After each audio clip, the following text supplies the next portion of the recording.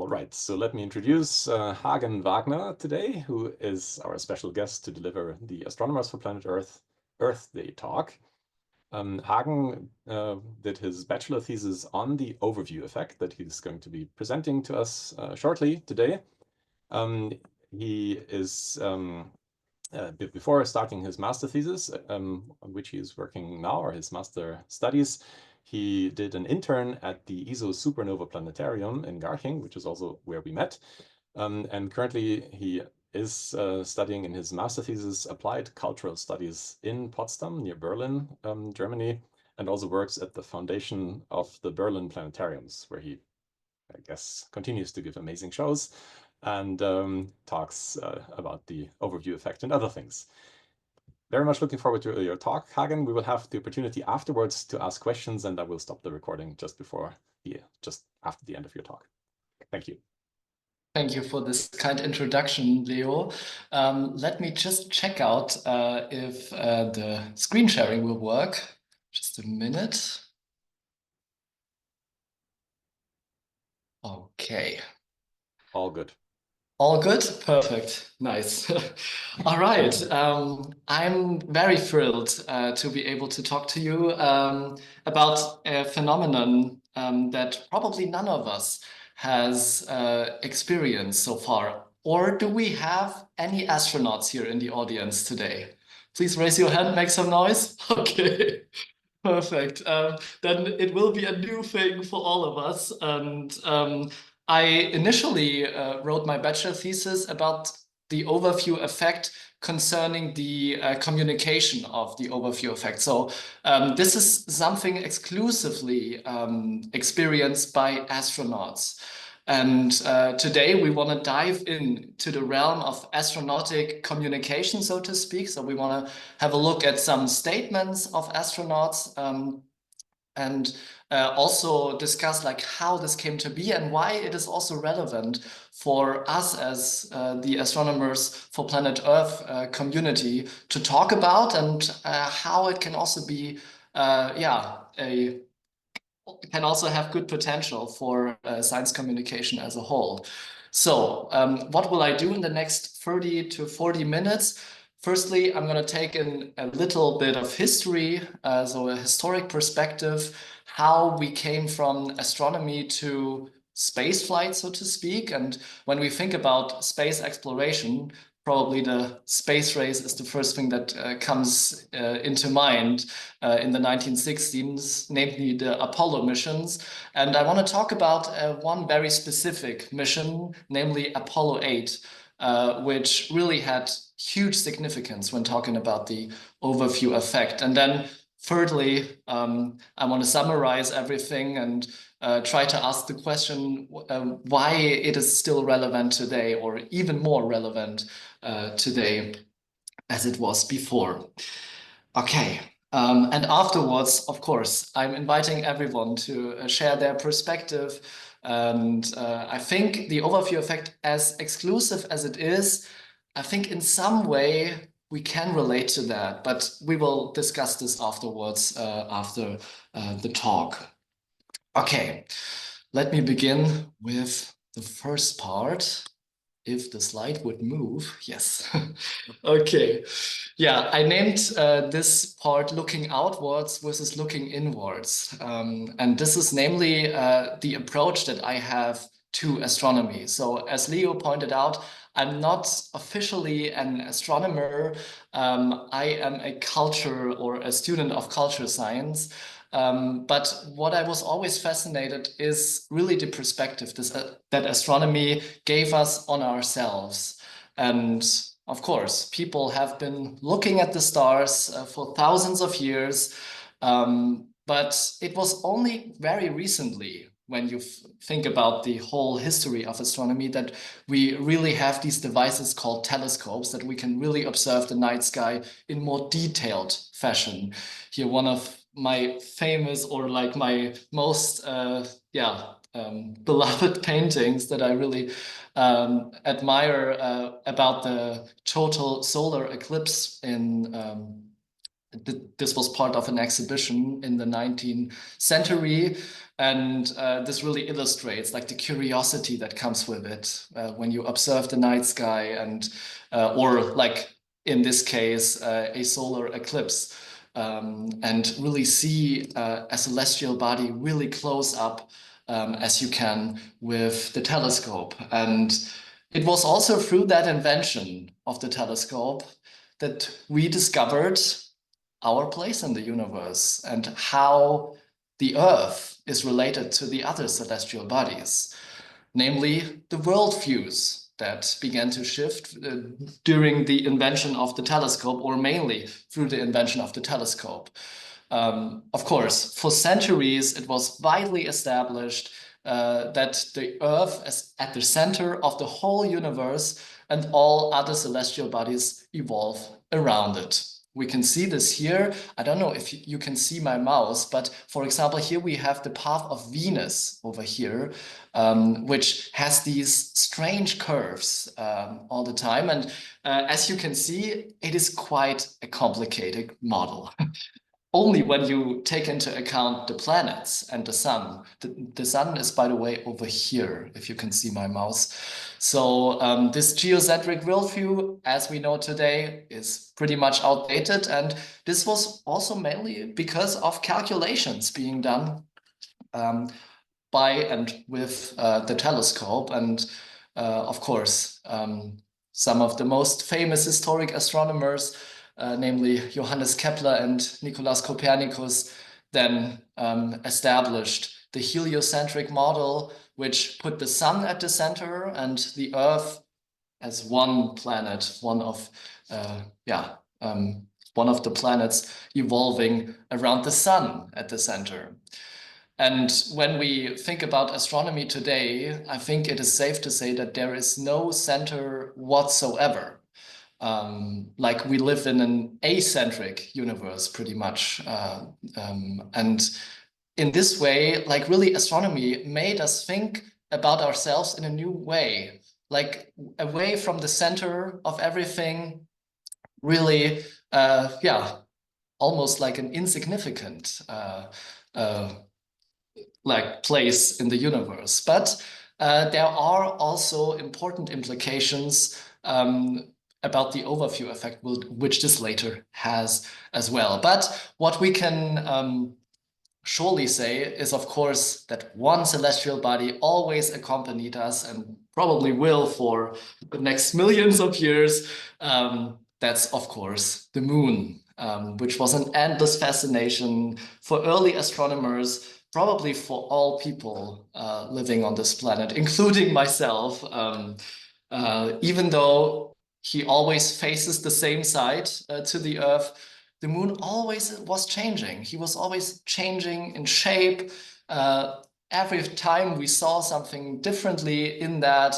And just to give a little bit of an example here, these are the drawings of Galileo Galilei, one of the first astronomers ever, of the moon's surface. And until today, we really know the surface of the moon much better than we know the surface of the Earth, which is mainly also because on the moon there is no water, no huge bodies of water restricting our view there. So we always have great weather there, so to speak. We can always see those surface features, and it looked much differently than the Earth. I don't want to go too much into detail.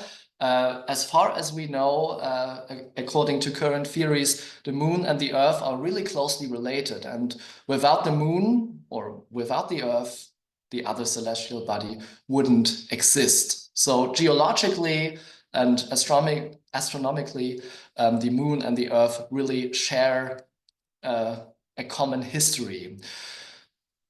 But what interests us here today is, of course, the perspective, first on the moon and then on the Earth. So let me give you an example of William Herschel.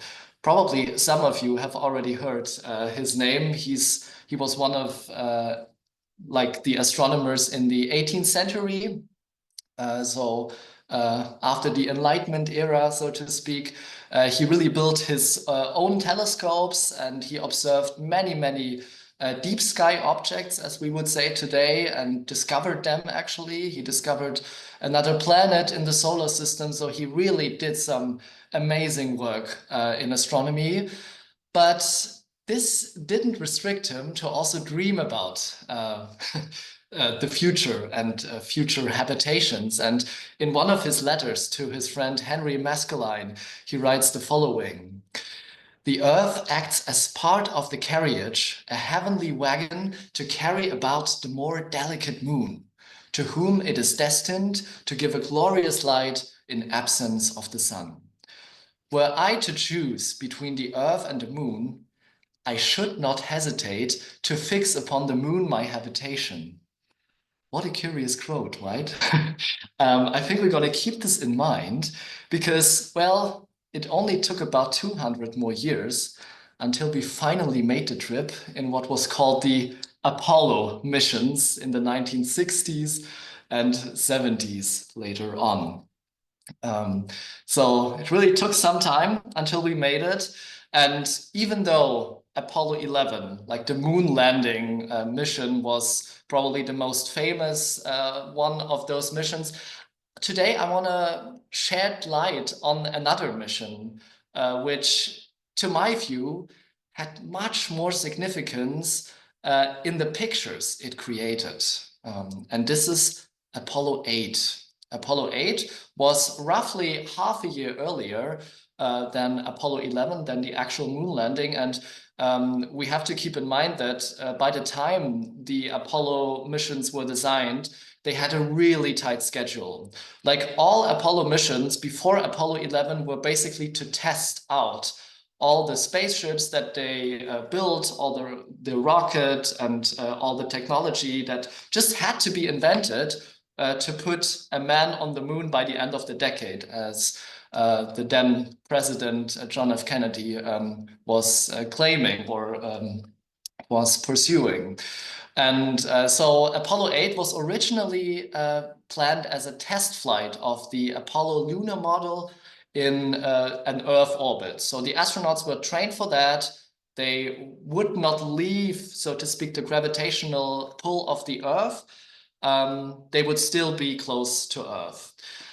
However, as some of you who work in astronomy might know, with huge ambitious projects, there can, of course, be delays, and not everything might be finished in time. And this was also the case for the Apollo lunar module, which wasn't ready in time, but they already had scheduled the whole launch of Apollo 8 and the whole mission, so to speak. The astronauts were prepared for this, so they had to make some very short-term adjustments, and this led to really something tremendous. They changed it to a command module lunar flight because the command module was already ready, was already there, so they could say, okay, let's test the command module for the Apollo landing, and yeah, let's do this. So they decided to actually put, or like go to the moon and circle the moon a couple of times. This is also like symbolified here in this mission emblem. So just to imagine that, like when you are signing up as an astronaut for this mission, and originally it was planned for low Earth orbit or like an Earth orbit, and then they say, okay, let's go to the moon. I mean, this is like when you first wanted to take a stroll around the block and then change it very short term to a several day hike. So really something else. So this really is something very important to keep in mind for this mission. And so in that sense, it really made history. It was the really first human spacecraft to leave the Earth's gravitational sphere, and also the first human mission to reach the moon. Not land on it, not yet, but to reach it and to orbit it a couple of times, 10 times. And like the mission objective was then changed to lunar reconnaissance. So they had to photograph the moon's surface in order for the upcoming missions and eventually the lunar landing to make out a good landing site, which would be preferable to the landing. However, there are a couple, like the astronauts that were involved in this mission, which I also want to point out here. Of course, these were William Anders, James Lovell, and Frank Borman. Here the crew photo before they embarked on this, what must have been a crazy journey for many people, I assume, at that time. However, there was one moment in this entire mission that the astronauts weren't prepared for. And of course, the topic of this talk is about the overview effect. Why am I talking about the moon? Well, now comes a moment that is really significant and that really made history.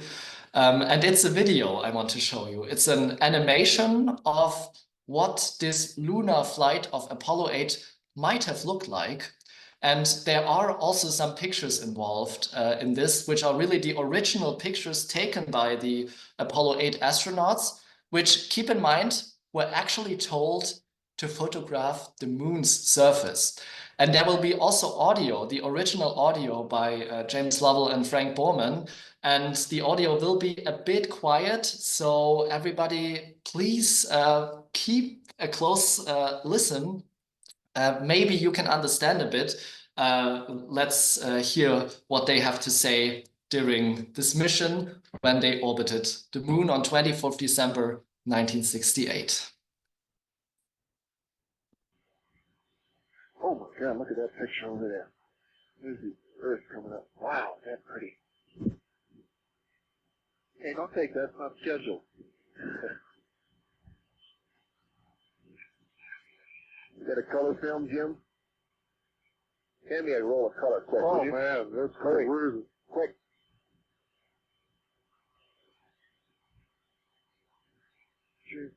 Down here. Just grab me a color. A color exterior. Hurry up.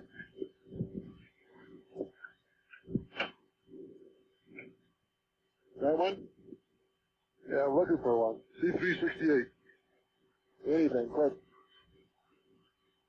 Here. What?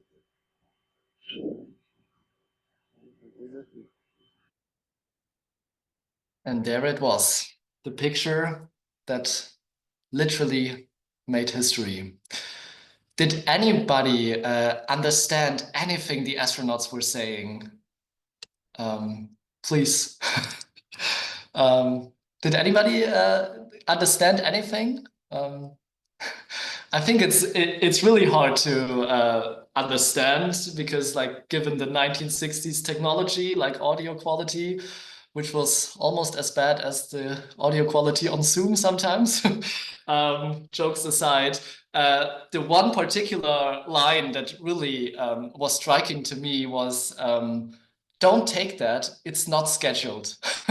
And this really says everything about this whole picture. Like later on, this picture was called Earthrise because for the very first time, astronauts, a human being, saw the Earth rising from another celestial body, from this vantage point. And this really made history. And it was out of coincidence, so to speak. They weren't supposed to photograph the Earth. They were supposed to photograph the moon's surface. But they couldn't help themselves at that particular view. And thank God they took this picture because it inspired so much. Like after this picture went around the world, it inspired major environmental groups. Many activists still say until today, when they saw this picture, they felt inspired to act and be active. Be active as an activist, and really a remarkable picture. And I even have it like framed on my computer desk to always remind myself about this moment and that some discoveries can come out of coincidence. And through the discovery of the moon and through the exploration of the moon, And this is something to take away from this mission. Through this lunar exploration, we rediscovered the Earth in a new way. And we really saw our planet in a new way. And this was something totally unplanned and totally unprepared for. And only later on was it then called or coined the overview effect, namely by the American philosopher Frank White in the 1980s, who really looked at this particular image, but also on other images taken by astronauts over the course of other space missions. And the thing to take away here, or the thing to keep in mind, is that mental processes and viewpoints, he writes, are unequivocally connected to physical surroundings. Our worldview is literally shaped by our perception of the world seen from a physical location in the cosmos. So spatial perception is always related to like physical surroundings in a way. And later on, one astronaut really eloquently described it in a way, or this effect in a much more feasible way, that from this vantage point or from this distance from the moon, you can actually block out the Earth with your thumb. And this was Russell Schweickart, also one of the Apollo astronauts. And let's quickly hear what he has to say. I have a couple of things highlighted here on the slide, but let's listen to it in his own words.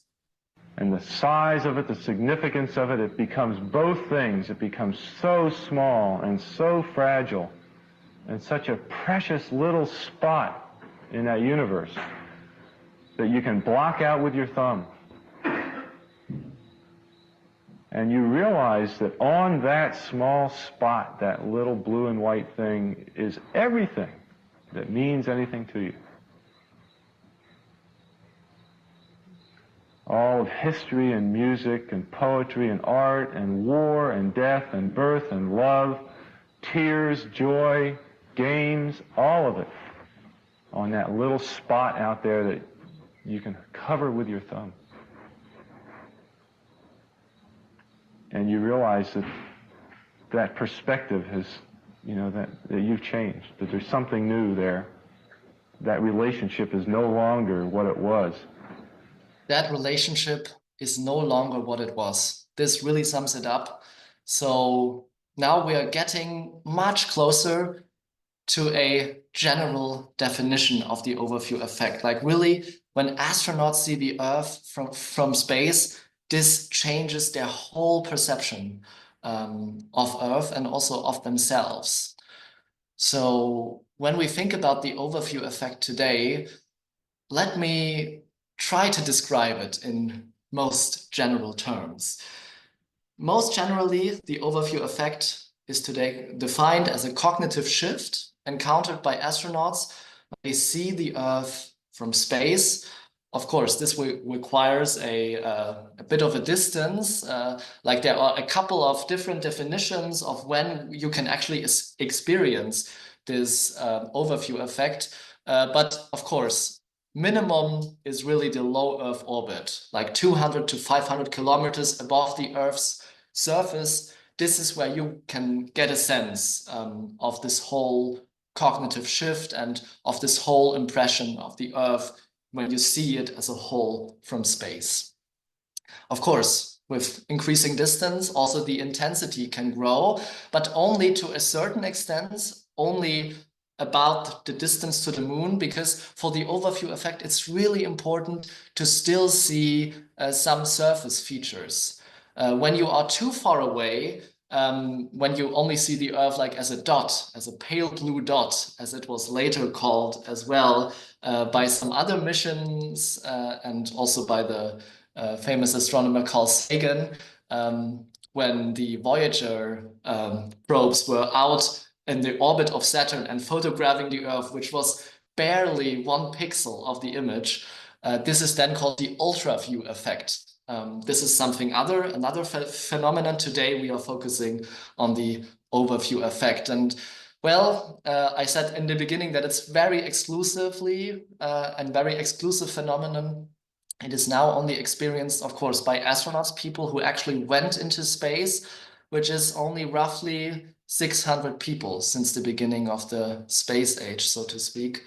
When these astronauts talk about this effect, when they see the Earth from space, they often mention attributes of self-transcendence and awe.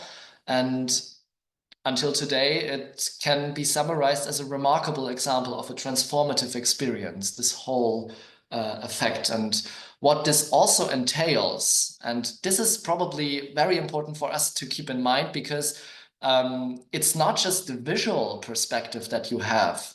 It's also like the whole surrounding, like the whole experience. It's really holistic in that sense. And really 4 major shifts of perception in space, which really change the way how you perceive things as well. And of course, probably the most obvious example, as we can see in this very funny picture on the right here, is the experience of weightlessness.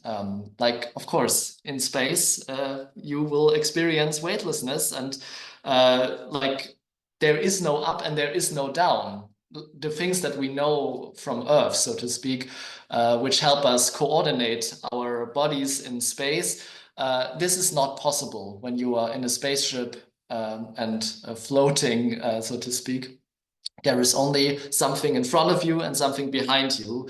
And this is how you have to completely change how you orient yourself in space, so to speak. And also, yeah, like the time perception changes.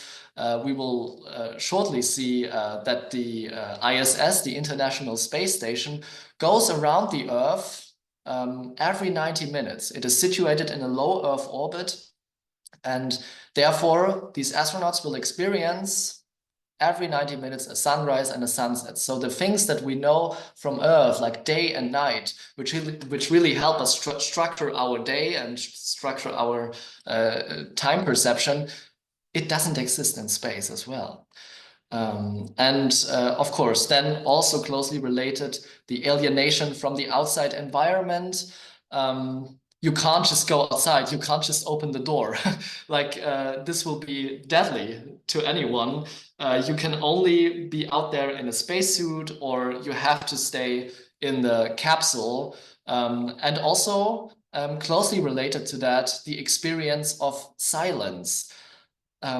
Well, all of us probably know one or the other science fiction movie where we have great sound effects, where there's like a battle or, I don't know, a ship crashing in space. Sadly, this is not the case. There is no medium in which sound can travel. So the only sound that you will be able to hear when you are going to space, or when you are out there on the ISS, for example, is the sound of your own body or the one of the spaceship. There is no sound as we know it from Earth. So this is also very, very alienating to many astronauts, and really many also have to adapt, of course, to this changing perceptions. So the overview effect on the ISS. I think this is one of the most prominent examples and one of also the most documented, well-documented example of the overview effect until today. The International Space Station, which we can see here, or like a tiny part of it, we can see here, is situated in low Earth orbit, around 400 kilometers above the surface of the Earth. And it's an international cooperation of 16 countries and 5 space agencies. It's really a success story of the last century, so to speak. It is in operation already for 27 years. It will not be in operation for very long. That's what we know. So the lifespan will be over in the coming years, sadly. But until today, it is still the biggest man-made structure in space. It's about the size of a football field and permanently staffed with astronauts from all over the world. One orbit takes about 90 minutes. And this is also like the predominant time perception of these astronauts who live on the ISS, so to speak. They really measure their time in orbits. how long is that task taking me? Oh, it's taking 2 or 3 orbits. So then they have another system to measure time, so to speak. Yeah, something to keep in mind for them. And of course, this has enabled such a lot of groundbreaking research. This whole facility, many science workshops have been carried out there. But what interests us today is one particular module attached to this space station, and that's the cupola module, cupola observation module, which we can see here. This module was dedicated just for Earth observation, mainly, so that astronauts can really look at the Earth and also like look at the space station when there are minor repairs having to be done and so on. But really, it's a really remarkable place, and a place that all of the astronauts keep talking about who went to the International Space Station. And what can you see from up there? I have a couple of examples just to show you a glimpse and a fraction of what the astronauts might encounter or might see from up there. This is actually a satellite image, I have to say, but it's about the same frame, so to speak, like the same perspective as from the ISS. It's like the key mountains in Japan. Like you see an entire landscape from really above, and as close as we can get to this, it doesn't match with anything that you can observe like on Google Maps, for example, or on Google Earth when you go on your browser, because it's ever changing and it's never standing still. Here we can see like hints of color. This is like the autumn, like the color of the leaves of the trees. It changes, and barely a trace of human activity. When you look very closely here on the seacoast, you can see a settlement, like a city, and also over here. But really, in comparison to these vast mountains, it looks really small where humans live. We can also see deserts. Also here, like a very remarkable picture, which was actually taken also from the ISS as well, where the desert really meets the ocean. This is something very rarely occurring.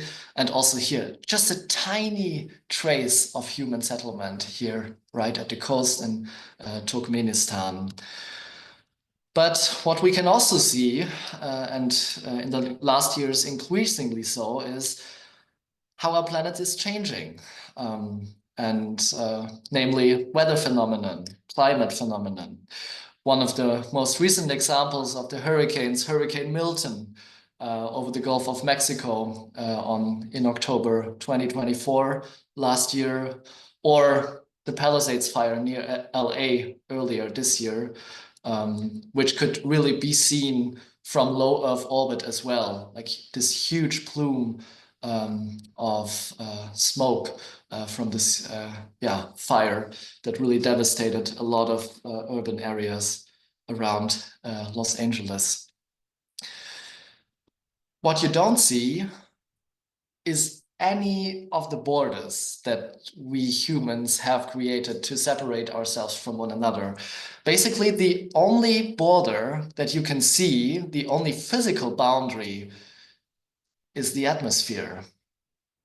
And this is also like the title picture of this whole presentation, because I think it's so remarkable, even though it seems so simple. This is the atmosphere glowing when the sun rises, so to speak, from our perspective. From the ISS, the sun doesn't rise, it's just a star hanging in space. It's the Earth that rotates towards it. And really, when you can see like how thin the atmosphere actually is when it is really lit up by the sun, it's barely like the peel of an apple when you want to draw a comparison, barely hugging the Earth's surface. And when you think about this and see this, you really realize this is the only thing that keeps us alive. Everything we know of sentient life happens within that thin layer of the atmosphere. So this gives you really a sense of the fragility of our planet and yeah, how fragile we actually are in the bigger picture of things, because out there in space, there is no air to breathe for us and no, not the conditions for us to be able to survive. And there was one particular astronaut who was really stricken by this image and also connected this whole experience, like this whole perception shift that we've been talking about now, to a broader message. Because, well, it's probably not a surprise that when you experience like the beauty, the fragility and the significance of this planet that you are facing from the cupola exploration or the cupola observation module, that you will be starting to have a new connection to this whole planet and yeah, all living beings on it. And one astronaut, which I had the pleasure of analyzing in my bachelor thesis, so to speak, or rather to say it was one of his messages that he recorded from the International Space Station, which I took a closer look at in my thesis. And this is the message to his future grandchildren. Alexander Gerst is a German astronaut. He was 2 times on the International Space Station. And in total, he spent about a year in total on these 2 missions separately in space. So really like a long-term experience, so to speak. There are other astronauts which have been up there longer, but yeah, really a significant amount of time. And Alexander Gerst, upon the ending of his 2nd mission, which was called the Horizons mission, took the time out of his busy schedule to record a message to his future grandchildren, which are not yet existent, but I think it's rhetorically very interesting to look at. And I don't want to comment so much on that now. Let's take a listen to what Alexander Gerst has to say. Once again, it's a German astronaut, so the message is in German, but I included English subtitles so that everybody can hopefully understand what he has to say. And this will then also be like the roundup of this entire talk. And yeah, without further ado, let's hear from Alexander Gerst in 2018 when he recorded this video message in space.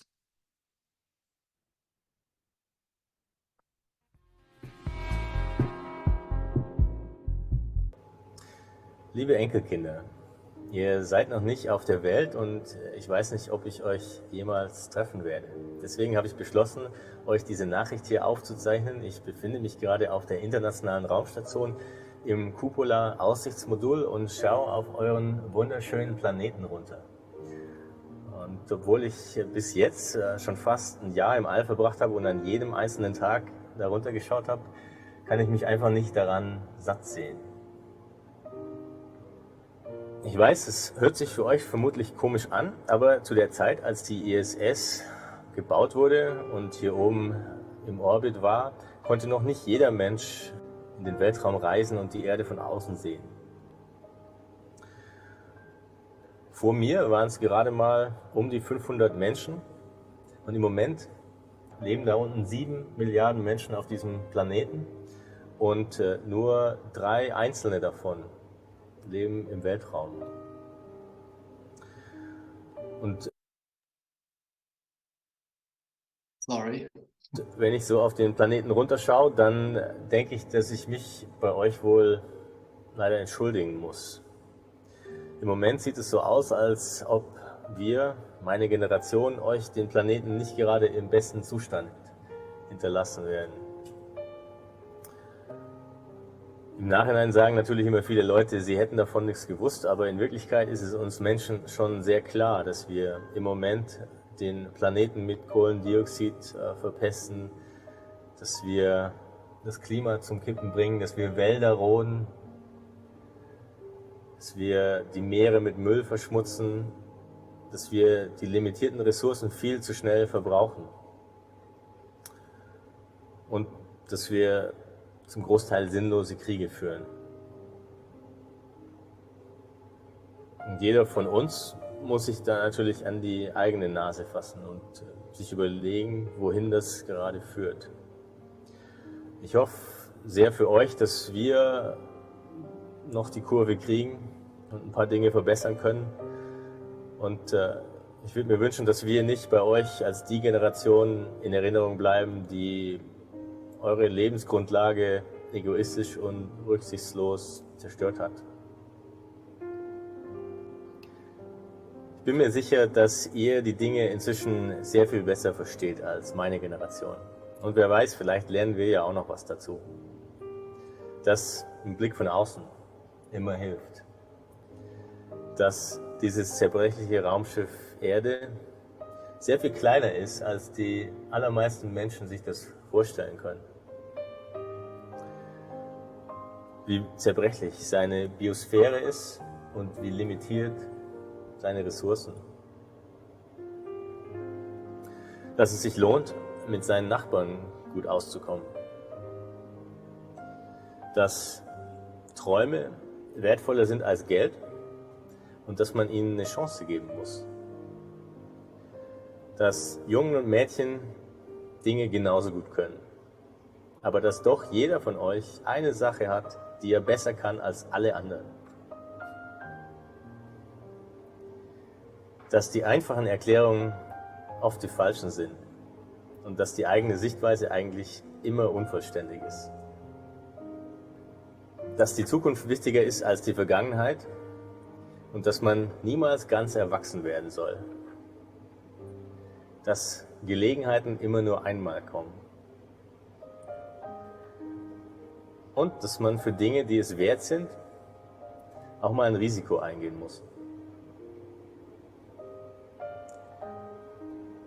Dass ein Tag, an dem man was Neues entdeckt hat, über seinen Horizont hinausgeschaut hat, ein guter Tag ist. Ich wünschte mir, ich könnte durch eure Augen in die Zukunft schauen, in eure Welt und wie ihr sie seht. Das geht leider nicht und deswegen ist das Einzige, was mir bleibt, zu versuchen, eure Zukunft möglich zu machen. Und zwar die beste, die ich mir vorstellen kann. Internationale Raumstation, Kommandant der Expedition 57, Alexander Gerst, 25. November 2018, 400 Kilometer über der Erdoberfläche.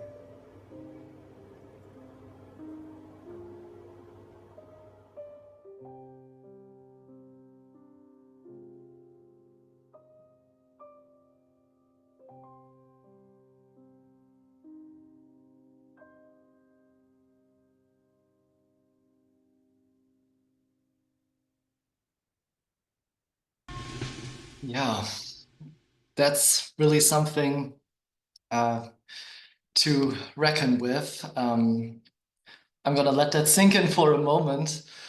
I hope you were able to understand a bit of what he had to say. I hope the subtitles were working. I don't want to comment so much now on this because I think we will draw a bit of out of this more in the discussion, and I'm also interested to hear about your perspective, your associations with his statements. But really, what this whole message exemplifies in most eloquent terms, it's really that the overview effect isn't just this visual phenomenon, seeing the Earth from space. It's really the start of something broader, of this whole perceptual shift that we've been talking about in the last 40 minutes or so. And it's a perfect example of an interdisciplinary phenomenon. This is also why I, as someone from the humanities, have been able to write and do research about this phenomenon, even though I am not an astronaut and I'm not an astronomer. But it really alludes to the fact that spaceflight and astronomy, they have an influence on us as people, and we we communicate this influence in certain ways. And of course, in case of the overview effect, you see the fragility of the Earth. You see how we treat this planet right now. And of course, you feel the need to communicate, hey, it's this perspective. We only have this one planet. So it's really a call to action for many, many astronauts. And there was even one astronaut saying it's really something unavoidable when you are out there and when you really have this whole experience and then coming back and everyone becomes a conservationist. I'm seeing that a bit critically here.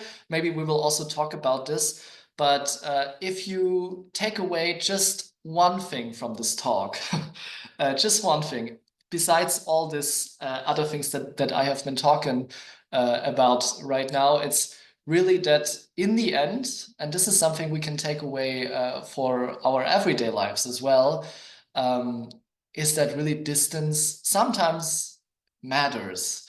And it's really like taking a vantage point from a distance puts things into perspective. And some things become much clearer when you see them with a bit of a distance.